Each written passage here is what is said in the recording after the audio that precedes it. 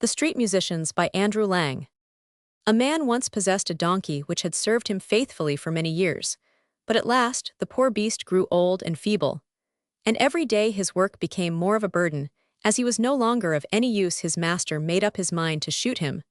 But when the donkey learnt the fate that was in store for him, he determined not to die, but to run away to the nearest town, and there to become a street musician. When he had trotted along for some distance, he came upon a greyhound lying on the road and panting for dear life. "Well, brother," said the donkey, "what's the matter with you? You look rather tired." "So I am," replied the dog, "but because I am getting old and am growing weaker every day, and cannot go out hunting any longer, my master wanted to poison me, and as life is still sweet I have taken leave of him, but how I am to earn my own livelihood I haven't a notion." "Well," said the donkey, "I am on my way to the nearest big town, where I mean to become a street musician. Why don't you take up music as a profession, and come along with me? I'll play the flute, and you can play the kettle drum." The greyhound was quite pleased at the idea, and the two set off together. When they had gone a short distance, they met a cat with a face as long as 3 rainy days. "Now, what has happened to upset your happiness, friend Puss?" inquired the donkey.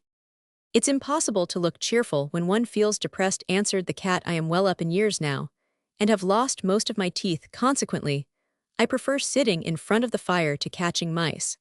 And so my old mistress wanted to drown me. I have no wish to die yet, so I ran away from her, but good advice is expensive, and I don't know where I am to go to, or what I am to do."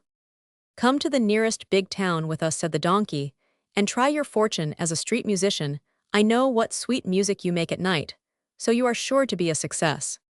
The cat was delighted with the donkey's proposal, and they all continued their journey together. In a short time, they came to the courtyard of an inn, where they found a cock crowing lustily. "What in the world is the matter with you?" asked the donkey. "The noise you are making is enough to break the drums of our ears." "I am only prophesying good weather," said the cock, "for tomorrow is a feast day, and just because it is a holiday, and a number of people are expected at the inn, the landlady has given orders for my neck to be wrung tonight, so that I may be made into soup for tomorrow's dinner."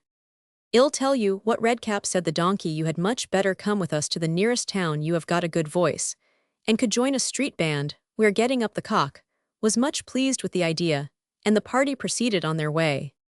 But the nearest big town was a long way off, and it took them more than a day to reach it. In the evening, they came to a wood, and they made up their minds to go no further, but to spend the night there. The donkey and the greyhound lay down under a big tree, and the cat and the cock got up into the branches, the cock flying right up to the topmost twig, where he thought he would be safe from all danger. Before he went to sleep, he looked round the 4 points of the compass, and saw a little spark burning in the distance.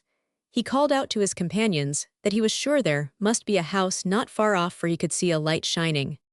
When he heard this, the donkey said at once, "Then, we must get up and go and look for the house, for this is very poor shelter." And the greyhound added, "Yes, I feel it'd be all the better for a few bones, and a scrap or two of meat." So they set out for the spot where the light was to be seen shining faintly in the distance, but the nearer they approached it, the brighter it grew, till at last they came to a brilliantly lighted house. The donkey, being the biggest of the party, went to the window and looked in. "Well, Greyhead, what do you see?" asked the cock. "I see a well-covered table," replied the donkey, "with excellent food and drink, and several robbers are sitting round it, enjoying themselves highly." "I wish we were doing the same," said the cock. "So do I," answered the donkey. "Can't we think of some plan for turning out the robbers and taking possession of the house ourselves?"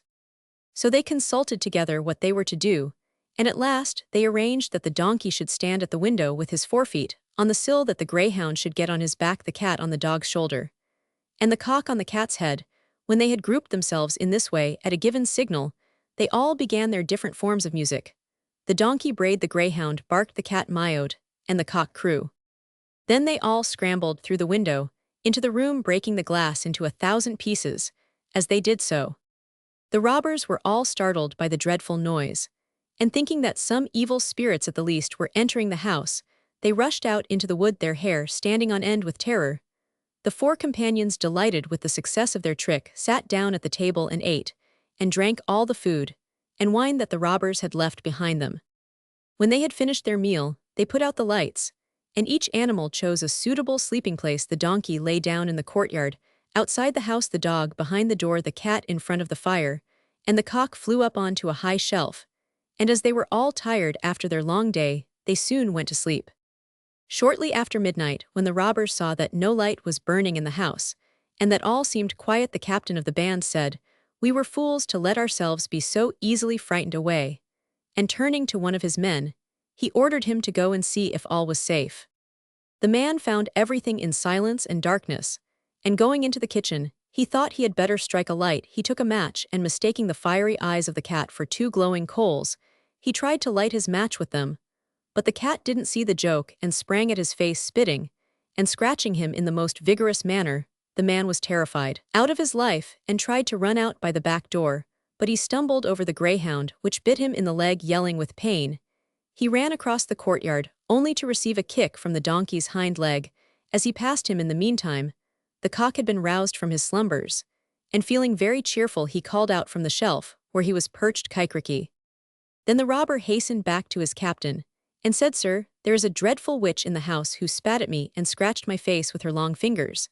And before the door there stands a man with a long knife, who cut my leg severely. In the courtyard outside lies a black monster who fell upon me with a huge wooden club. And that is not all, for sitting on the roof is a judge who called out, 'Bring the rascal to me.'